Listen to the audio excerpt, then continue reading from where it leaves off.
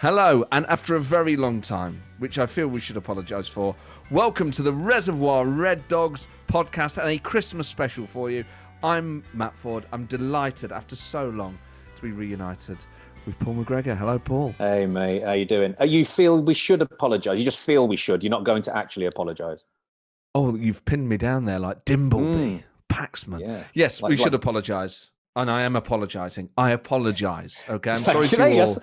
That's all they wanted. That's all they wanted. But it's been obviously not just a difficult year, but work-wise for both of us, basically impossible to coordinate any real time. Particularly you, with all your spitting image shenanigans. Yes, it was great, but very time-consuming. I've written a book, which is available in all good and bad bookshops. Which I have to say is absolutely fantastic. I read it in a single sitting. It's very kind. And well, it was brilliant. It was genuinely really good. And like I told you, it absolutely blew my old man away. It changed his opinion on quite a few things. He didn't feel talked down to for the first time about Brexit and the Tories, etc., and the particular situation we're in at the moment for the first time in a long time. So it was quite lovely listening to him talk about how the book spoke to him, and it's the first book he's read in a long time he didn't feel spoken down to. Oh man, well that is I'm blushing here, but yes, that is. Please thank him for me. But that is the reason, really, we haven't been able to do these. Is I've been busy with work. Paul's been very busy with work, and here we find ourselves at the end of the year, and we just wanted to. I mean, this is one of. We don't know how many we're going to make, so this may be the only one we get out of a Christmas, but we are hoping to perhaps do at least one more. So. I don't want to commit us to stuff in case stuff happens, but this is at least one Christmas present from us to you as Forest fans. Talking to a Forest hero, a former Forest player about his time at the club. And there's some... You know what I love about this is I always like it when... Because you're piecing together like a jigsaw. I like it when players remember the same events that we've heard other people talk about and they bring a fresh perspective. What is amazing after all these years of doing this is there are still stories you haven't told us that David will remember. And then you go, oh yeah, I totally forgot about that. And it just opens up this whole new sort of like... wing of memories. Oh man, I'm dreadful for it. My memory's shocking. It's like when I came away from football, I just must have packed it all over there, like my shirts in in a loft somewhere. So yeah, like I'll be chatting to. I speak to Spuggy quite often, and like if I'm chatting to any, he'll be like, "Remember that?" I'm like, "No, I don't. Remember that? No, I really. Oh, yes, I do actually." Yeah, it's crazy. So it's lovely for me to players that I played with and alongside, been involved with. Amazing hearing those stories back and piquing something, triggering something. Not always amazing, like not to give too much away, but remembering the Stuart Pearce cane he used to carry around with him on Christmas do's and nights out. That all came screaming back to me. But yeah. Well, that is yes. Listen out for that. An interesting. No one else has mentioned this before, so that's a bit of a treat for you. But this is the wrapping. You're about to tear us off and enjoy the present underneath. This is David Phillips. Delighted to be joined by David Phillips. We should say we're doing this over Zoom, and it's the first time Paul and I have seen each other for a while. And listeners to this podcast will be delighted to know his hair is back to its mid-90s pomp. That is a heck of a barnet, Paul. What has gone on? If you look carefully, it's the same length all over. So in the first lockdown, I shaved it all off. Yes. I did a number 3, I think, on all of it. My wife came home to find me sat in my pants on a towel. And my clippers were breaking as well, so I had clumps all over the place. I looked like, I don't know. You weren't having a moment, Macca, were you? Well, I look back and I think possibly it was a moment, yeah. And I've refused to cut it since. So it's one length all over. So it's quite the thing, isn't it? But is it the first time you've had it like that since the Leon game, basically? Yes. Yeah. It looks full 90s, doesn't it? It looks great. And the colour, you've got a lovely sort of brown. Is that your natural colour? I mean, obviously that's a coded way of asking you if you've dyed it. I've not dyed it, no. It looks great. It's got shades of autumn. It's got a sort of reddy brown hue. It's majestic, Paul. Well, thank you. And yours is still there? Well, I've been cutting my own hair as well. I just shave the sides with clippers. I can't cut the top, so it's a bit straggly. But we should say... Have you seen that thing George Clooney was saying that... Did you see... Not George Clooney, was it? It might have been George Clooney. But an invention that from the 70s that he still uses is like you attach to your vacuum cleaner.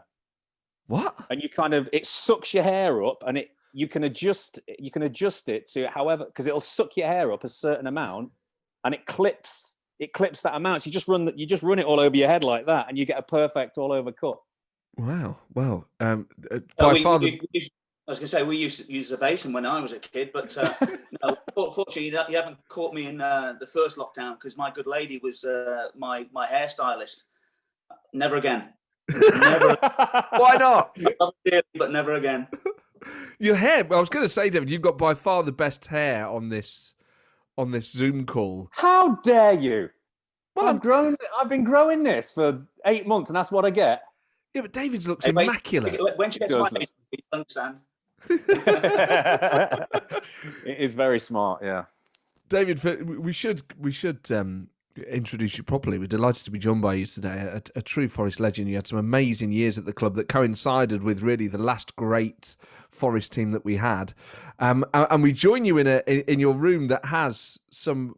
We often ask guests about the shirts that they keep from their career, and so few do.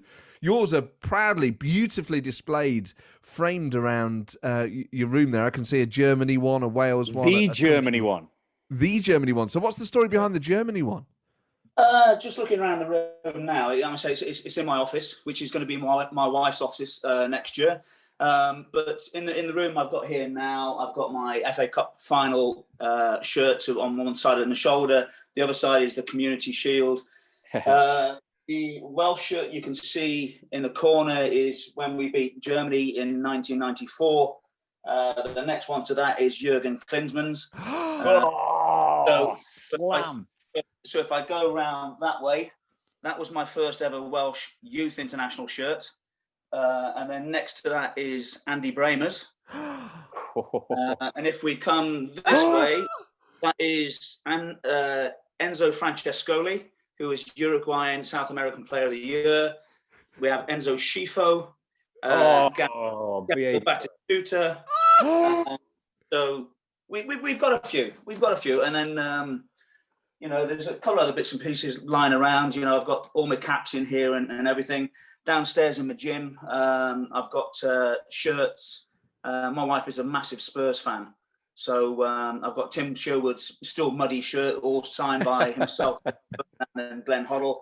I've got a shirt signed by Harry Kane to her. Wow.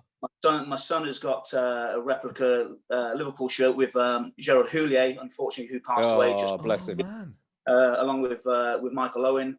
A couple of other Spurs shirts as well. So it's not all about me. There's bits and pieces from my wife as well. So, we're quite a football family. We're quite a sporting family. Your son plays, Dave, doesn't he? Sorry? Your son plays, doesn't he? He's still, yeah, but, that's two children from a former marriage. Harry, who lives with us, is Fiona's little one, although he's 25 now. We've been together now, married 19 years, been together for 2021. So my youngest is at Brackley at the moment, but again, he's picked up a little knee injury. He's been very unfortunate with injuries during the course of his career. My eldest son is in the army, and he's on leave at this moment in time.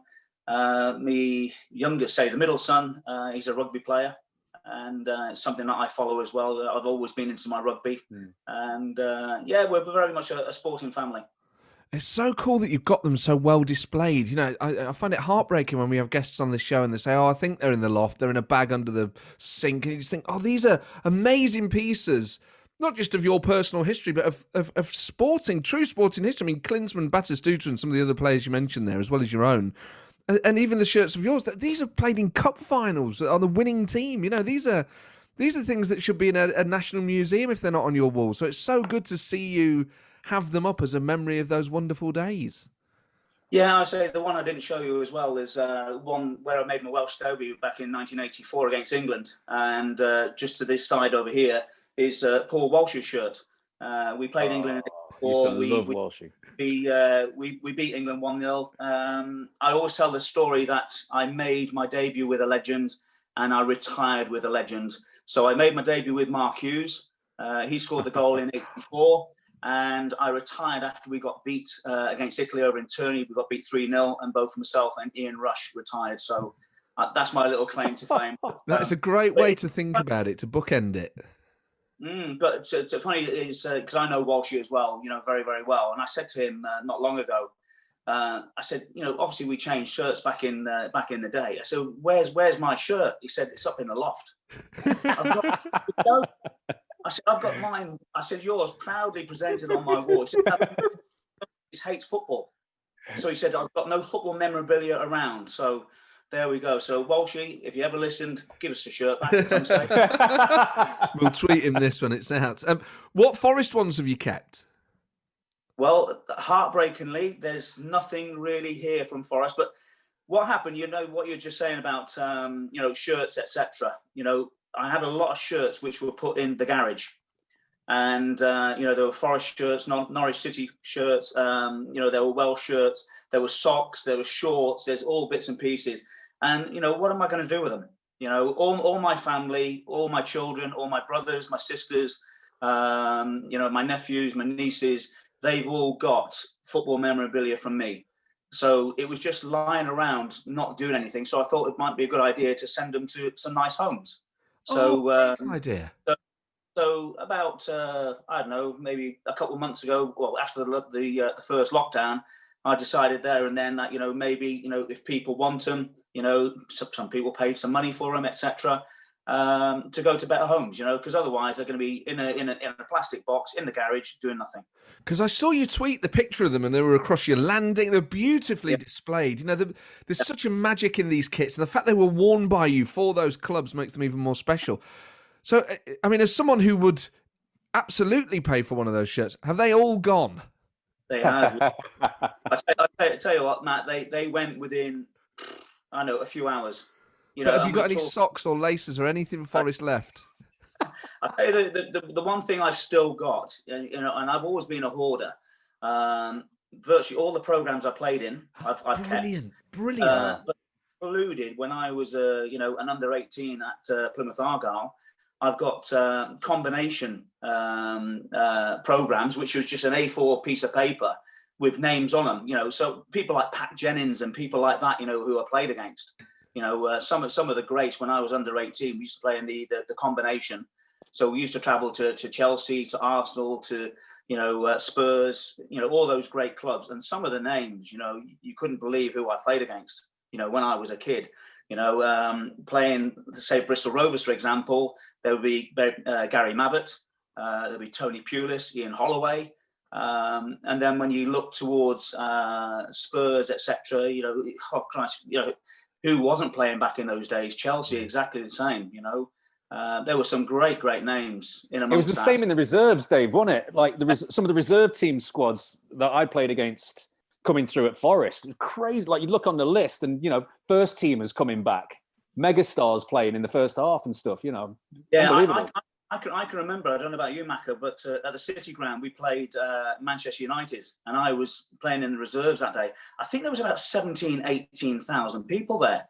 But right back was Gary Neville. Left back was Phil. Yeah. So they used to. So that was back in the days where everyone took it a little bit more serious. And you used to get big crowds, and I still remember that one. But and who was the better out of the two? We always used to argue on that one. Yeah.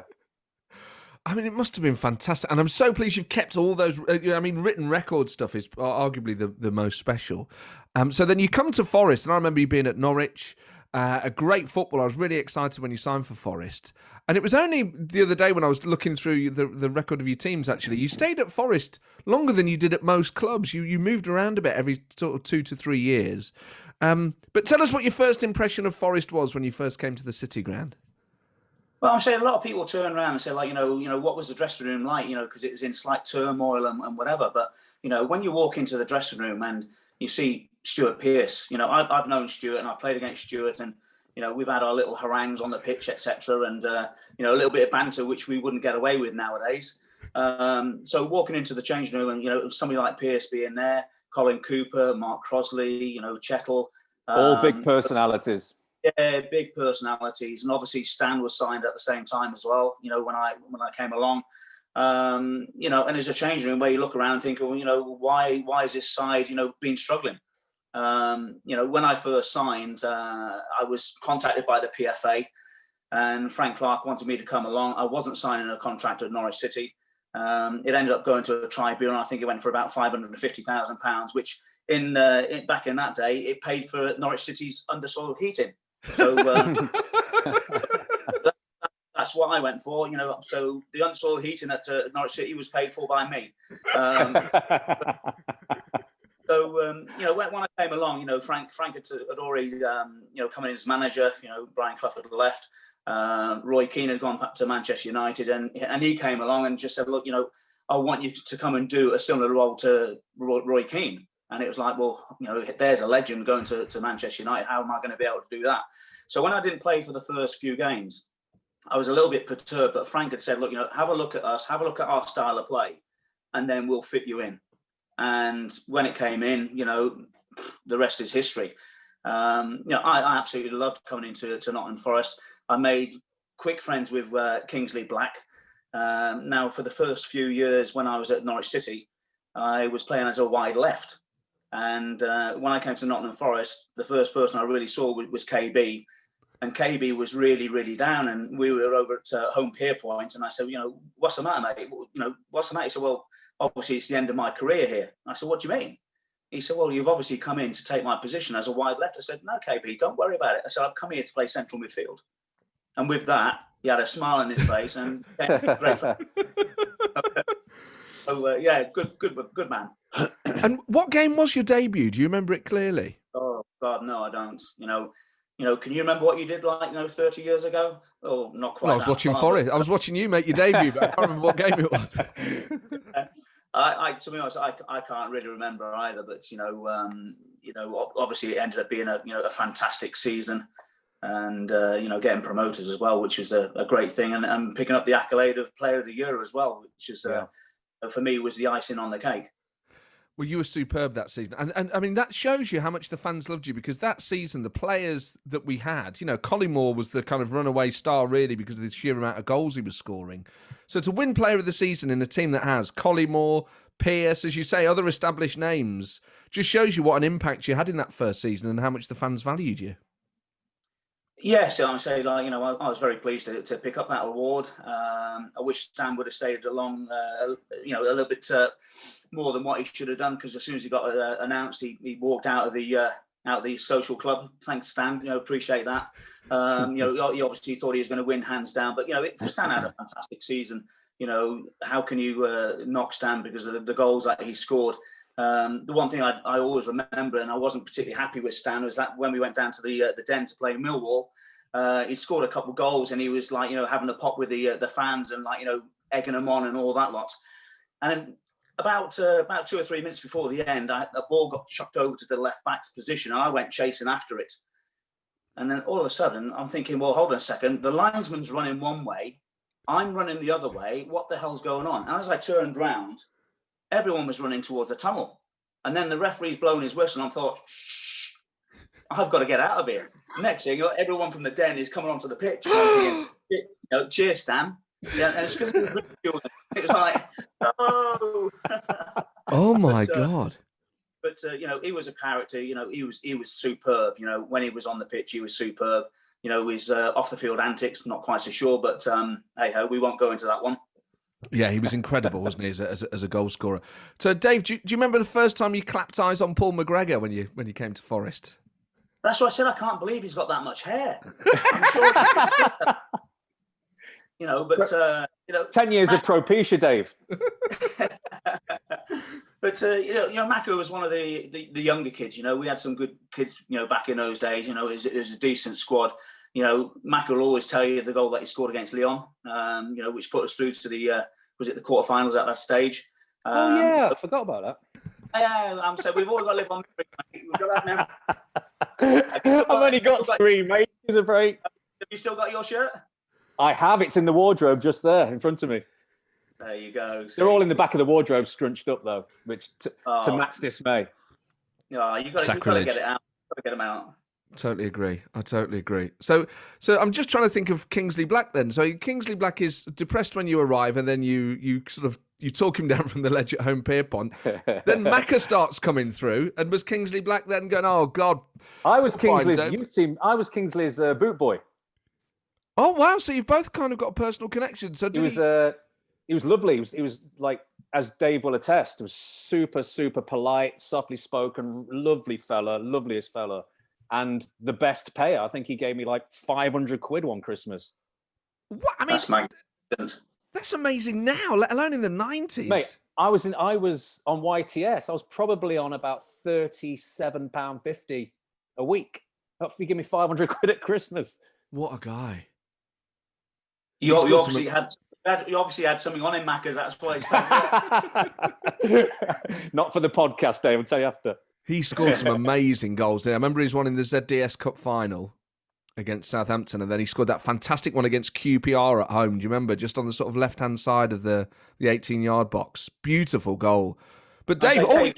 KB was a great guy. I ended up sharing an apartment with him in West Bridgford in the end because he was travelling up from Luton, I was travelling up from Leamington Spa, and it just made sense now and again to stop over. He stopped over 2 or 3 nights. I stopped over a couple of nights. We had a little bit of old Rosie in the apartment as well. Who's old Rosie? So drop a little scrumpy, but it was always like a little pint or something like that. But people always always just look at KB and myself because they always thought is there something the matter with you two guys? Because we're always out together. And then on a Friday night, in a restaurant, having something to eat by the window, and everyone's like looking at us as if to say are we good friends or not? But KB was, as Macca was saying and alluding to, a perfect gentleman, real nice guy. I still speak to KB now, and I can't speak enough of him. Fantastic guy. Well, we'd love. You just reminded me there, Dave. I remember that. I remember actually thinking back. I guess you two are probably drawn to each other because. And I hope I don't speak out of turn here, but you don't. Looking back, the pair of you were like, not really, and I'm personally speaking from experience as well, not really football people in that sense, as in, like laddie lads in the dressing room, and you were quite refined as people. Yeah. I know what you're saying. Everyone has different characters, Mackie. As you know, everyone has their own idiosyncrasies. About what they do, preparation before a game. Yeah. Even now I'm coaching, and the lads come in with the woofer, and it's like all of a sudden you hear all this music going on. Not the music that you're playing, by the way. I much prefer that. Thank you. God, it's giving me a headache. Turn that rubbish off. Put a bit of ABBA on like that. But joking apart, everyone has their own ways. I always tried to make sure my shirt went on last. I was either last or last but one coming out of the tunnel. Sometimes I would go and have a cold shower. I wasn't one of those, like Piercy, sometimes, didn't go out and warm up. He was allowed to go and warm up inside because sometimes he felt better doing it inside as well, And then when you got to a certain age, Frank even said to me, look, you don't have to go and warm up if you don't want to. And I'm thinking, well, hold on a second. The pitch is 120 yards long. The changing room's only about 5. You know what I mean? So you go and do a little bit more than stretching. But everyone had their own ways, means, some people now, they have the earphones in. I used to come to games and put a bit of rock and roll on, whether it be, Guns N' Roses, AC/DC, you name it. Just to get you going, you know what I mean? But then when I got into the changing room, I like to have that stillness, and just focus on what I was doing.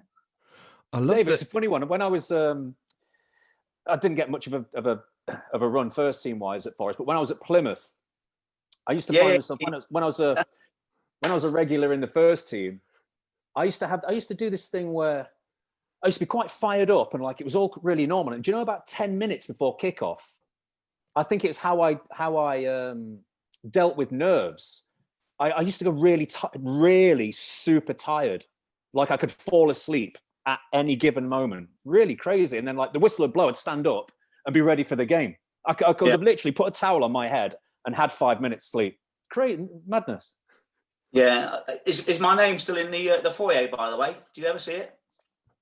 Yes, it is. Have they pulled the stand down yet? Oh, they're in the middle of doing it. I was guest of honor last season, whilst it was all going ahead. But they've got all the legends painted all around. Yeah.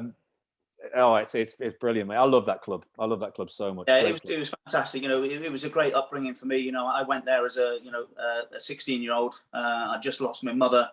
You know, several weeks before that, you know, as a 15-year-old, and then having to move up to Plymouth by myself into the lodgings was also very, very difficult.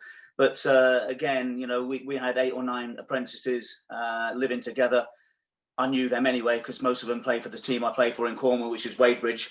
And we got along really, really well. But I loved Plymouth. You know, I had a fantastic time there. You know, I learned so much, you know, from senior professionals. I remember Gordon Nisbet.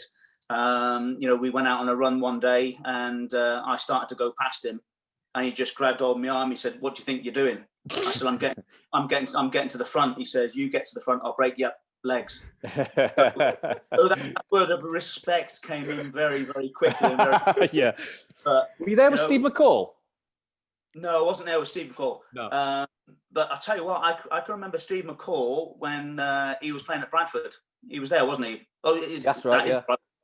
And I can remember him scoring an unbelievable goal for Bradford. Mate, he's one of the best players I've ever played with. He's absolutely phenomenal. Yeah. You remember like five-a-sides when, he wasn't there, was he? But like, I remember Archie Gemmell joining in five-a-sides and just being ridiculous, like nutmegging everybody, you know, strolling around. And like, Steve McCall was just, you know, he was a joint manager at the time, but he would play a manager as well. And he'd come on like, Kevin Hodges was the actual manager, but Hodges still down there, isn't he? He's still doing the under 18s. He is, yeah, he is. You know, he was my gaffer. Kevin, so. Yeah, I know Kevin very well. You know, he was a couple of years older than myself. My best friend is actually John Uzell. I don't know if you've heard of John Uzell, but heard of him. I've not met him now. Yeah, you know, so I've still got a lot of acquaintances down there. Chris Harrison's down there. So I still speak to the guys down there, but you know, it was a good upbringing, I will say, Plymouth. But you know, when you had to go to Hartlepool or Carlisle and leave at 5 o'clock in the morning, some of those journeys were absolutely horrendous. Even one night we had to play Gillingham away, and Steve Bruce was playing for Gillingham at the time, and I can still remember one of our defenders knocking a ball up to our striker, and he actually backed off a couple of yards, chested the ball, put it to his foot, and then sprayed it. And I thought, hey, you're not bad. But that day at Gillingham, we caught the train to London. Then we had to get the tube. Then we had to get a bus. Then we had a hotel, played the game, got beat. And then we had to get the milk train on the way home, which got us in at 7 o'clock the next morning. Oh, so depressing. I feel your pain, mate. I did all of it. I did all that. The year I left Plymouth, they actually went up 2 years on the bounce because they got an influx of money and they started flying everywhere. What was that the money from you, Macco? Was it? Yeah. Yeah, you paid for undersoil heating. He paid for Air Force One. That's so let's concentrate on happier times at Forest, because at least at Forest, away games, being in the middle of England, actually, you're never going too far like you are from Plymouth. So just on this apartment you've got with Kingsley Black in West Bridgeford, was it Old Rosie you said you drank, the scrumpy? Yeah. It's delicious stuff, but it's not the stuff like you imagine Premier League footballers to be drinking. No, we weren't in the Premier League at the time, I don't think. Brilliant. Spotted a loophole. It's such a lovely drink. It is, you know, at the end of the day, it's a nice summer drink and all that lot, but it wasn't a case that, you know, it was pints and pints going down. It might be half a pint or something like that. Sometimes, you know, at home, you'd have a glass of wine or something like that. And, you know, when I was at Norwich, for example, they would allow us to have a glass or two of wine, you know, with our evening meal on a Friday night, just to relax you and just keep, like, you know, you can't turn around and say every player on a Friday night doesn't have a little tipple of wine or something like that, just to relax, to get to sleep, and, there were no issues whatsoever. It wasn't a case that you was, coming in the next day drunk or anything like that. That would never be the case. It would always be like half a glass or something like that at most. And it's sadly gone now, but Trattoria Antonio on Trent Bridge, the famous Italian restaurant where Forest squads ate for many years. I was never lucky enough to eat there, but was it as good as people say it was? Yeah, it was. It was, it was great. But I tell you what, the amount of food that you used to get there was just crazy. It was just ridiculous. So, you'd have to travel away like with a full stomach and this and whatever. But you say about like, traveling away. I can remember going to play Derby in an Easter fixture, and Frank decided that we were going to stay overnight. And of course, what happened the next day? Game's postponed. So it was like you spend a hotel, night in a hotel, and the game gets postponed. But also, Macca, I don't know if when you were there, if you ever went out into the motorway, and we used to stop at a hotel on the motorway for home game sometimes. Yeah, we were actually late for one game. And it was our home game as well. Absolutely crazy. But the other one was when I was at Norwich City, and I've told this story before as well, was that we actually got into the ground the same time as the Nottingham Forest coach. Amazing. And as they got off the coach, they were all carrying duty-free bags. And we were thinking, what the hell's going on here? But they'd been over to Tenerife or something for about 4 or 5 days. And I don't know how to say, but Mr. Clough at one stage bumped into me in the corridor. I didn't bump into him. He bumped into me, with apologies. And I went into the changing room. I said, the boys said, these lads, they've been on the lash. And hasten to say, we won 5-0. I thought you were going to say, and they battered us. But that was really strange. Coming into the ground at the same time, and the boys coming off like with duty-free bags. Like, that's how good's that. Wow, that is rock and roll, isn't it? So that first season at Forest obviously ends with promotion, finishing second in the league. Palace win the league, and I remember then as a fan, the sense was like, right, we're back in the big time now. That relegation was a blip. Forest are back, and we've got a great side. That summer, do you remember the promotion party in the summer of 1994? No, I can't, to be honest with you. Didn't involve us going to the Black Orchid or anything, did it? Oh well, we've had. There's a guy who used to run the. There's a guy who used to run the draw at the Black Orchid who listens. I think his name was Steve. Sort of big former bouncer. Occasionally tweets us old pictures of Forest players outside the fire exit and stuff. I bet he could write a book.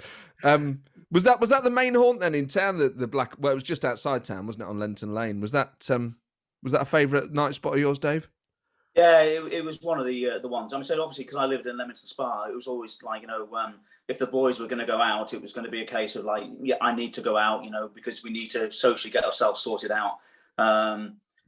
Again, I look back at Christmas. I don't know if Macca was there or not, but did you go and see Madness with us, Macca? I didn't know. Because that was a time where myself, Colin Cooper and Steve Chettle were wearing ladies' attire go to Madness, and it was over in Birmingham, and it was a little bit snowy, etc. And Piercy had already been in touch with Suggs to say, look, we're coming along, can we come and see you after? And as it materialised, we hung around for a little while. We'd all obviously been pogo in and this, that, whatever, and we were all getting really sweated up. And they we didn't see them for about half an hour and decided, right, okay, let's get back on the coach because off to the Black Orchid. Well, we got out, and I tell you what, it was absolutely freezing in those dresses. So we had to take them off and actually try and put them on the heaters to try and warm up. So there's a few in boxer shorts, minus 3 degrees, travelling back to the Black Orchid, hoping our dresses would dry in time. But you're big, you obviously playing your trade in Nottingham at the time, but you, Steve Chettle, Colin Cooper, you're big, recognisable footballers. Like, there must have been some people at that gig going, I think that's David Phillips dressed as a woman. It's like RuPaul's Drag Race in here. Hey, listen, don't worry about that. But joking apart, no, it was fancy dress that night. So, if Piercy turned around, and Mac will tell you, if Piercy turned around and says, we're in fancy dress, you were in fancy dress. Yeah. And if you didn't have fancy dress, generally Piercy had a whip or a cane. Yeah. Can you remember that? I can remember that, yeah. So, Wow. yes, if Piercy said fancy dress, you were in fancy dress. I mean, of all the people you wouldn't want to get caned by, Stuart Pearce. I mean, that is just memories screaming back now, Dave. That's like Pavlovian. Well, good memories or bad ones. Not great. I mean, Pierce. I got on with Piercy, but he used to when he had a few. He used to love. I mean, I've told the story on here a few times when we went to where did we used to go? Jersey or Guernsey or wherever it was. Jersey. Oh, that's another story. Oh, well, there you go. I can remember like thinking I looked the nuts. I'd had a brand new Paul Smith suit. I'm lounging down. Remember that big staircase? So we'd come in. Piercy turns up in a police car. The police dropped him off. So I'm lounging like that, thinking I'm looking the nuts, and he walks straight up to me, full left foot, puts my balls in the top corner. Mm. There was were you there when we went out with Ian Woosnam as well? I do remember that. Yeah. Yeah, because I'm gonna say Woosy's somebody that I know, and also I've got a very good friend of mine, Ginger Steve Grimster, who lives over in Jersey. He used to do all his swimming pools and bits and pieces, and we organised, between ourselves to get Woozy out to come out, have a meal with us. And I tell you what, he was absolutely disgusted with our behaviour. I wonder why. but I remember, I'm saying not a great story about the police and all that lot. We went to the bowling alley. And I decided that, at the end of the day, I got bored of, chucking the balls down the bowling alley. I thought I'd go down myself. So, there was one or two of us, and, Des Little had a bowling ball ass anyway. So, he was fine. But we ended up getting kicked out of the bowling alley. And we go outside, and I'm desperate for the toilet. And I'm thinking, well, what can I do? Where can I go? So I decided that I had to go just down by the side of a shop front. And as that happened, a blue police car came around, sirens flying, and all of a sudden, hand on the shoulder, what the hell do you think you're doing? I said, I'm just going to the loo. I said, well, where else can I go? I said, I've been looking for a loo for ages. He said, well, why don't you try looking opposite the road? And there was a toilet opposite the road, but I was slightly inebriated that day. But so I got put in the back of the car. And like Piercy's going be cool. And it was like, like where you turn around and say about, good cop, bad cop. It was with these two policemen. But the trouble was I started having a pop at them. Oh, man. And like Piercy and my mate Ginger said, look, Ginger was going I know these two coppers, they're fine, they're great. He said, don't worry about it.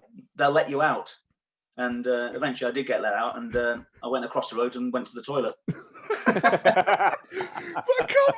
Firstly, poor old Ian Woosnam then. So what was going on that did he say to you, David, this is disgusting?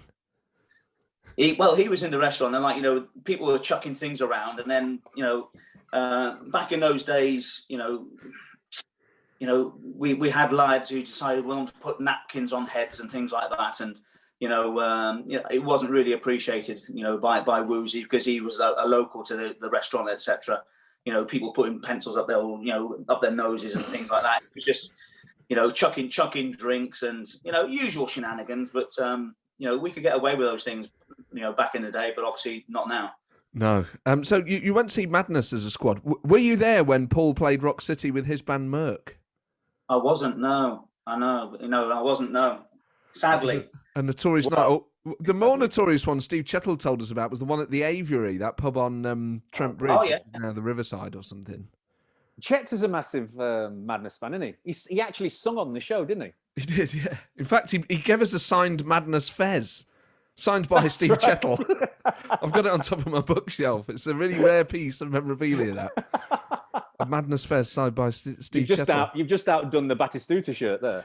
I have, yeah.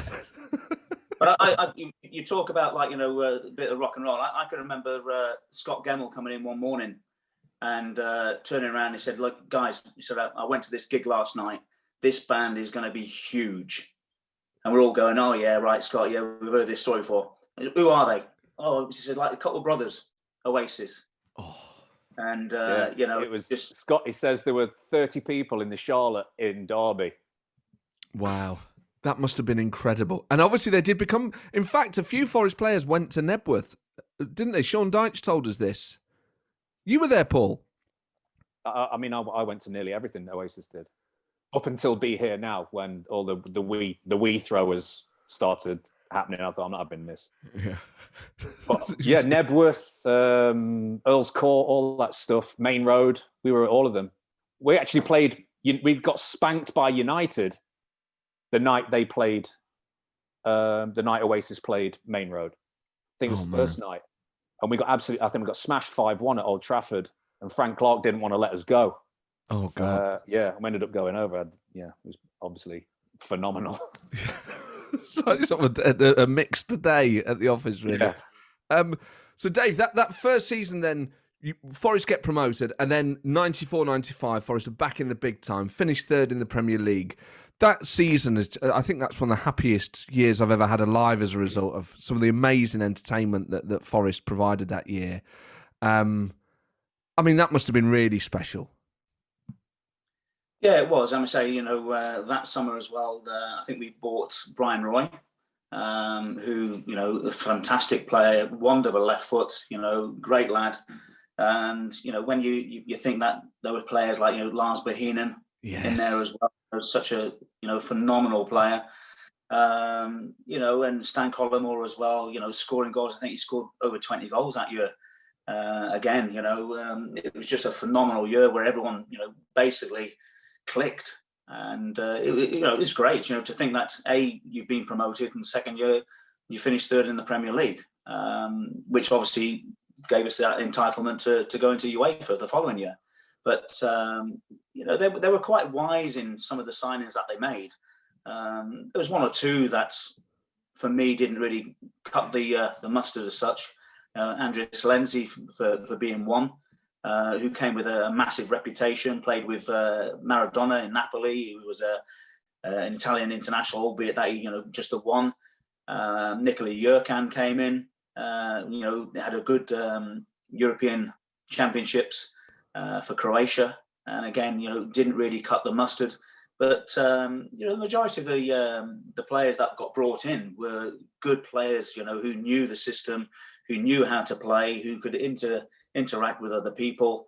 And, it was a great year. Dave, when we had the gaffer on the show, it was a rumour that Frank signed Silenzi via just seeing him on a video. And he fully admitted it. Yeah, brilliant. True, because I remember myself and Piercy one day, because Andrea Silenzi was a lovely guy, if you can remember. Yeah, I roomed with him quite a bit, mate. He was brilliant. It was lovely. A real nice guy. We all thought that possibly he wasn't a footballer; he was an ice cream salesman. But I can remember Cloughie turning around and saying about Megson that he couldn't trap a bag of cement. Well, Andrea couldn't trap 2 bags of cement. He was that poor, but. If you talk about a gentleman, a real nice guy, down to earth, passionate, etc., I got on really well with him, and I'm really sorry that he didn't really, make the mark at Nottingham Forest, because there was an opportunity there for him. You can say that about Jason Lee as well. Jason came with a bit of a reputation, and unfortunately for me, didn't really hit the heights that everyone thought he might have done. He scored crucial goals, though, didn't he, Jason Lear? There was a period where he was kind of super sub. I remember him scoring late against Spurs. And then what was another game? He sort of had a real purple patch. I can't remember if it was the season after that. He did. The thing with Jay, I love Jason, and I think he's a terrific character, etc. And he really could have made, a shed load of money out of Del Monte, for the pineapple head. And, he could have really gone and capitalised on that, but he didn't. And I thought that was maybe an opportunity where he could have made a lot of money. Yeah, I think he probably... Yeah, I think probably... Yeah, I mean, he looks amazing now. He barely... In fact, he looks younger now than he did then. I met him after a game a couple of seasons ago. And he's still fit as a fiddle, fresh-faced. He looks incredible. I came in played quite a bit in the lower leagues, and he was a nightmare to play against. And absolutely used to terrorise when I was at Plymouth or Northampton, or I was at Carlisle for a little bit, Preston, like, I think I played against him for all of them. And like, he was just, whenever we came up against him, he was a nightmare to play against. Defenders used to hate it. He was a right handful. I think before games, what he used to do as well was get some of that snooker chalk on his elbows as well. Yeah. Just to make sure. Exactly, yeah. But the one thing I remember with Jay and his good lady is that every time we have Christmas parties at Nottingham Forest, most of the stuff went missing. And it always ended up in Jason's car. Be balloons and this, that, whatever. Honestly, you see the stuff, the flower arrangements, you name it, it was all in their car. It's like Mary Poppins' handbag, that boot. It's just pulling out hat stands and all sorts. So then, the following season, Forest get to the quarterfinals of the UEFA Cup, of course, thanks to Paul McGregor's goal against Lyon in the third round. And that amazing goal in the Olympic Stadium that Chettle heads in the goal that Francis did in 79. But it was a good 40-odd yards out. Beautifully floated ball in from you in that free kick. I mean, when you're standing over that ball, because Pierce was sort of knocking around at that point and is clearly thinking about whether to have a go from there or whatever, do you think, I think Steve Chet was going to make a run here, or are you just punting it in towards the back post in the hope that someone gets on the end of it? Well, you always turn around and, with free kicks, etc. And I still say to, lads who I'm coaching nowadays, try and pick out a point and see if you can try and hit that point. I will say that I slightly overhit it. The trajectory was a little bit further than what I wanted to hit it. However, Steve adjusted his position really well. They were all saying that the ball had gone out. No, it hadn't gone out. It was just a fantastic header. And it gave us an opportunity, coming back to the City ground. But you've got to think that's, what a wonderful side they were. Phenomenal players in that side. And I think when we came back to the City ground, didn't Klinsmann score 4? Yeah, he scored an amazing overhead kick. They had Mateus, Klinsmann, Kahn, Struntz. It was incredible. Papan, I got his autograph that game. He was the only one who signed autographs on the day, Papan. Astonishing. I tried, but I couldn't get near him. Yeah, I was probably the closest anyone in a Forest shirt got to Jean-Pierre Papin, actually. They had a plethora of household names, didn't they? Yeah. I think it was slightly disappointing when their first goal went in. Normal turned around and said, well, should have done better with that one, but we can't blame them. At the end of the day, they were a well-run unit. Typical German, efficiency, etc. And just a pleasure to play against those sort of players. I was lucky international wise anyway to play against the Klinsmanns, the Bremers, the Mateuses, and all that lot anyway. So, but to play them in the UEFA Cup is again something different. I remember the atmosphere on the night. Kind of at the start, obviously, there's this hope that, my God, we've got an away goal, we're in this. And then as each Bayern Munich goal went in the end, really, it then just became, let's just watch a really good side play football. And then kind of, I just remember the sort of fans coming to terms with the fact that we were going out. And it was a little bit sad, but also it was just marvellous to watch them play. I don't know how it felt as a player, whether it must have been slightly different for you, I guess. Yeah, I say very deflating.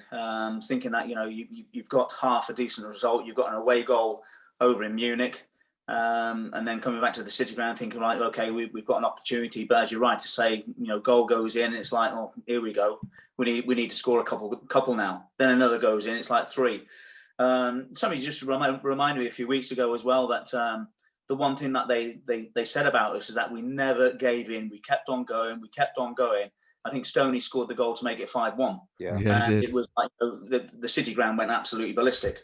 I can remember Ziegler laughing at me, Dave, when I came on. I think it was 4-1 when I came on. I thought, right, here you go. I'm just gonna run at you. I'm gonna run you lot ragged. And I got the ball and I ran at Ziegler and he just backed off. And he was showing me down the line and he was laughing. I knocked it and he laughed about 20 yards. He laughed all the way down. He got to the ball about 10 yards before I did. And I thought I was lightning. And I just thought, oh, here we go. Yeah. I remember playing against Ziegler when he was playing for Germany. And it was a cold, horrible day. And we'd got a corner and I'd gone up towards like the near post area and he stood on my foot. And Jesus Christ, I don't know what it was, like a minus degrees or whatever. And I just wanted to punch him, but I couldn't. But again, you talk about another player, great player, but they had great players all over the park. The following season was surreal, really, because it'd been the 3 years, promoted, finished third, quarterfinals of the UEFA Cup. It felt like Forest were re-establishing themselves as a force, and then we get relegated the season after that. From a fan's point of view, it was just bizarre how it all fell apart. What was it like for you as a player? Did it feel like things were changing? Well, obviously, with Frank leaving as well, didn't particularly help. Dave Bassett came in. I was never the greatest of fans of with Dave Bassett.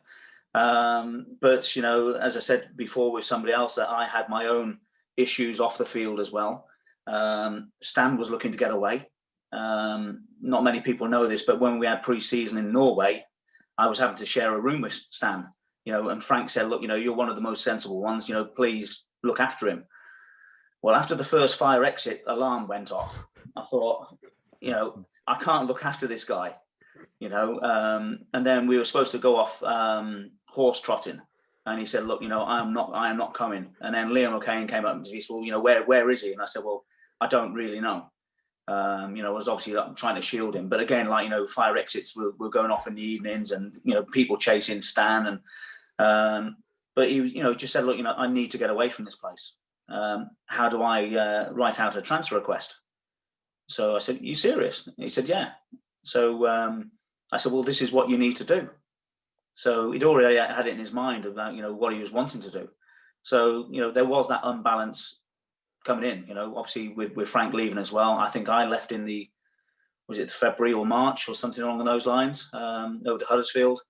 But, there were a few things which went wrong, horribly wrong. And maybe, after what happened, with the UEFA Cup getting to the quarterfinals, it was, there was the expectation coming for the next year and it didn't materialise. So when you say horse trotting, does that mean you were going to actually ride horses or just go and watch horses? Yeah, it's not a euphemism, Matt. Yeah. Well, there's been a few in the years, isn't there? But anyway, no, it was one of those. It was horse and cart, and it was just like, one of those just to go and experience something a bit different, different sport. But we've had a few dodgy ones along the way. The one I always remember was when we went to play Olympiacos in a pre-season. I don't know if you were there, Macca, or not. And Frank Clark says, look, we're going to do something tonight. So be prepared, get yourself ready. And I said, well, what can we wear? He said, yeah, just casual shorts, T-shirts, those sort of things. So I thought, okay, fine. So got myself dressed, and then I thought, all right, no problem, get on the coach. And we started heading towards a football ground. And it was AEK Athens versus Rangers in the UEFA Cup. Wow. And we went into the boardroom to start off with. We got the tickets. And then they showed us around the entrance where we had to go into. And we actually went into the Rangers end. And I went in there wearing a green and white hooped T-shirt and green shorts. Yeah. And I thought, I'm in trouble.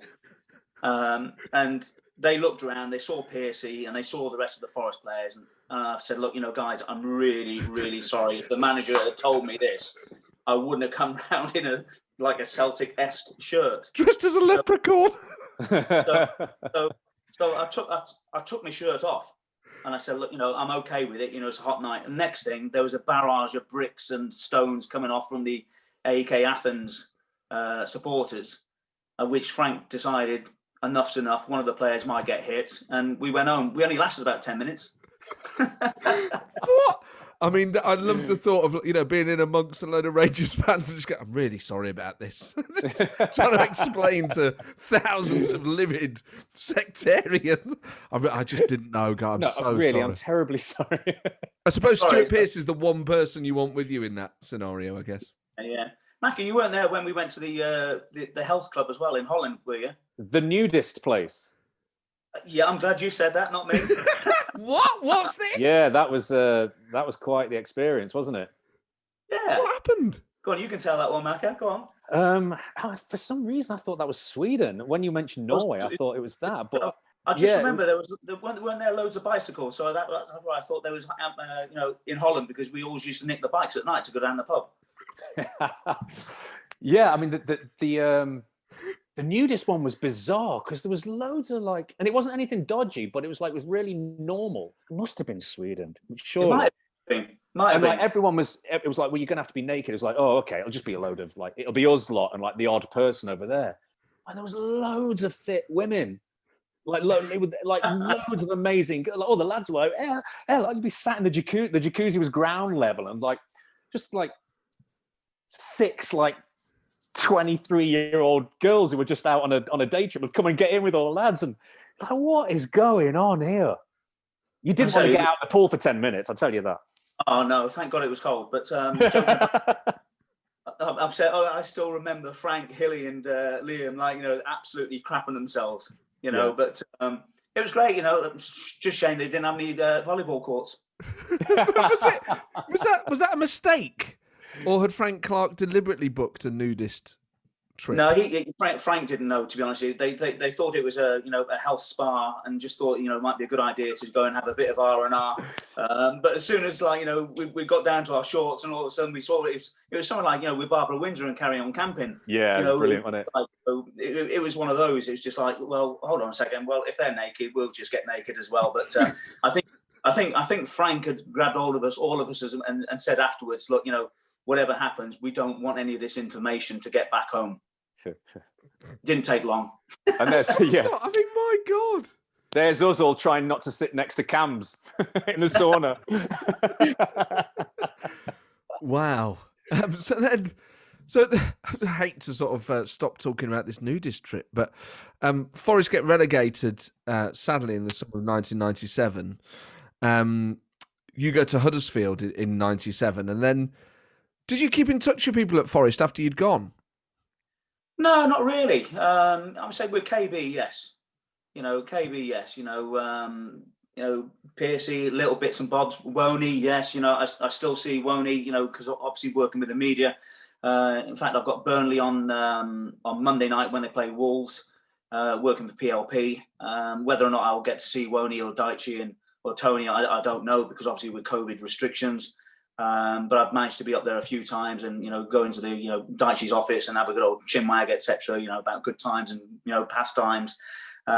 So yeah, now and again. But you get to see people around. Norm is now doing some bits and pieces with Sky when it comes to the Wales games, and I bumped into Norman on a few occasions. Doing a fantastic job. With his walking is great. Charity. Walking is brilliant. Yeah. Yeah, brilliant. Fantastic. And it's good to see. Good to see that he's happy as well.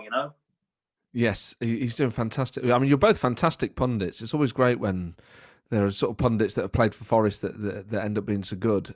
This is obviously a Christmas special, David. So we should end by having a bit of a sort of festive focus. Are you a Christmas kind of guy?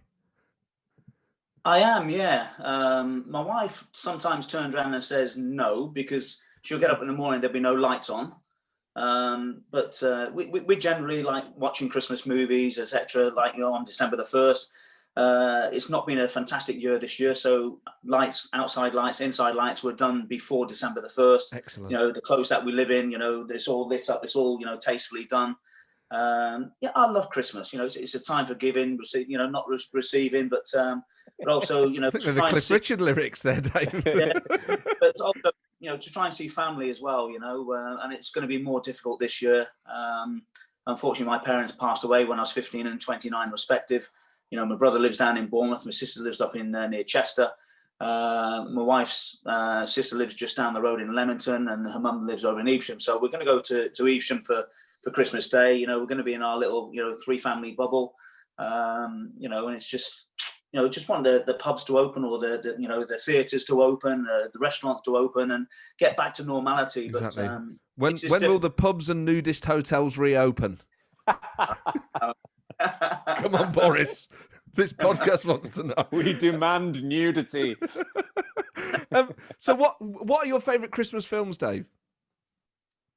Well, we always start with National Lampoon's Christmas Vacation. Excellent. Yes. With Chevy Chase. And, it just puts you in the spirit of things. Home Alone 1 and 2, but not Yes. 3 and 4. You know, Bad, Very specific. Bad Santa. You know, Christmas with the Coopers. Yes, I watched that the other night. Loved it. Oh, it's fantastic, isn't it? Christmas with Coopers, The Holiday. Is Die Hard a Christmas film? Well, it's There's a lot of contention about this. It is a debate, isn't it? You know, it is set at Christmas time, but you know, Die Hard 2, where it's at the airport, is more Christmassy than the first one. Although they're in Towers or Nakajima Towers, wherever it is, and I know they're not really Christmassy films. You know, blowing people up to left, right, and centre. I'd rather more of a smoochy one like The Holiday with Cameron Diaz and Jude Law, and that's my type of Christmas film. Good film. Christmas with the Cranks is funny. Have you seen that with Tim Allen and Jamie Lee Curtis? I haven't seen it. No, that's a very funny one. Dan Aykroyd. Nightmare Before Christmas. Tim Burton. Amazing. Yeah, one of my favourites. Good film. Did you say Trading Places was a Christmas film? Oh gosh, what, Eddie Murphy? Well, you've got that amazing scene with Dan Aykroyd in the Santa's outfit, like chewing the salmon through his beard. Yeah, I'm saying there's lots of good films. You know, there are some of the classics as well. You know, Wonderful Life. I still like Chitty Chitty Bang Bang and things like that. You know, the old classics that you always used to have at Christmas time. Yes, like Mary Poppins and stuff like that. Films that were on at Christmas. Yeah. So we'll see. What about Christmas dinner then, David? Do you handle it all? Do you have any sort of tips for turkey, or do you have a different meat? Yeah, I do have I do have a tip. Let the mother-in-law cook it. Kick it, then cook it. No, as I said, we go around to Fiona's mum's every Christmas. She does all the cooking. You know, I do stress that I would like a braised beef as well. So I like that as well, apart from the turkey and trimmings, etc. It's going to be difficult this year. Not going to stay over. Normally we stay over the night, but obviously, you know, restrictions say that we can't. So it'll just be a couple of glasses of wine and then non-alcoholic beer, and then back home by about 11 o'clock. So it'll be a non-boozy Christmas day for me. But then Boxing Day, get on it. Yeah, absolutely. Get some of that old Rosie in. I'm not about it anymore. David, this has been such a pleasure. It's been a real treat talking to you about your time at Forest and elsewhere, and again, your tips for Christmas films. On behalf of us all on the show, Merry Christmas. Lovely to see you again, mate. Merry Christmas. Listen, Merry Christmas, everyone. And for all Nottingham Forest fans watching this, hope you enjoy it. Have a good Christmas, and let's hope to next year be a better year. Legend. Well, there you go, David Phillips. What a fantastic guest. And oh man, there's a real benefit to doing this in an audio form, but I loved seeing his office wall with us, and they're beautifully framed with it. Looks like a little sort of plaque underneath for the fixture and the date those shirts were worn in. You know, when you see him he was proud of them. It was nice, wasn't it? He was proud of them. He was clearly walked us around the room with his laptop and showed us. It's nice that, because like we know on this podcast, most of the lads, they are in the loft, or they are in a bag in the wardrobe, or they've been given away. Be proud of them. You should all be proud of them. So I just loved, because I'm like, that's what I would have done. Although would I? I don't know. It's what I would do as a fan, I guess, is the thing. And they're beautifully framed. You know, he's had them really nicely done. So when you see that, do you think, oh, maybe I should get a couple framed and put them up in the spare room or the hallway or something? No, not really. It's just not my style. No. It's just it's not. I'll chat to anyone about it like I do on this, but like it's not really my. I don't want someone coming in the house, and that's when I played. That's when I did the thing. Oh, yeah. That's not really. I mean, good on anybody that wants to do it. It's an amazing thing. Particularly, maybe if I'd had a better career, maybe if I'd have had Dave's career, then. More illustrious career, then maybe I'd be more proud of these things. But yeah, it's not really me. I'm glad he's done it. And he was a fantastic guest. I love the image of him and Kingsley Black in a great house in West Bridgford. I imagine them with a proper old scrumpy bottle as well. Not having it out of pints, but just like Michael in Alan Partridge. Swinging Just having a half. Lovely. What a gentleman. Yeah. What a great guest. And Merry Christmas to you all. We are going to try and get another one out, but just Absolutely. in case we don't. And of course, we'll wish you Merry Christmas on that one as well. So Macca, I mean, we talked to Dave about it. What will you do on Christmas Day? Where will you be? Well, depending on rules, we've not seen my mother-in-law, my wife's mother, who lives on her own on the east coast of Scotland, middle of nowhere. So we've not seen her for a year now. We'd really like to get up, should the borders not be shut, or I think we'd be allowed to do it in a tier 2, I think. So we're just awaiting that. But still, we've got a lot of family in Nottingham. So to be quite honest, I think we'll end up just sat at home having it ourselves. Well, I think that's what most people are doing, and that is, yeah. I guess that's the safest way. So, are you much of a cook? Will you be handling the legwork? Mate, I love it. No, we'll do a bit of both. I think I'm a veggie, so I'm going to go for, even though it's not veggie, but keep it quiet. I'm probably going to do myself a nice mushroom and Stilton pie for my Christmas dinner. Oh, I like the Stilton bit. Oh, yeah. That sounds delicious. Yeah, that'll be good.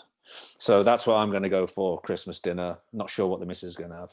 I mean, usually, obviously, we'd record these Christmas specials in town. We'd go to the pub afterwards with Reedy, Clarkey, Robbo. We'd have a few beers at the Christmas market.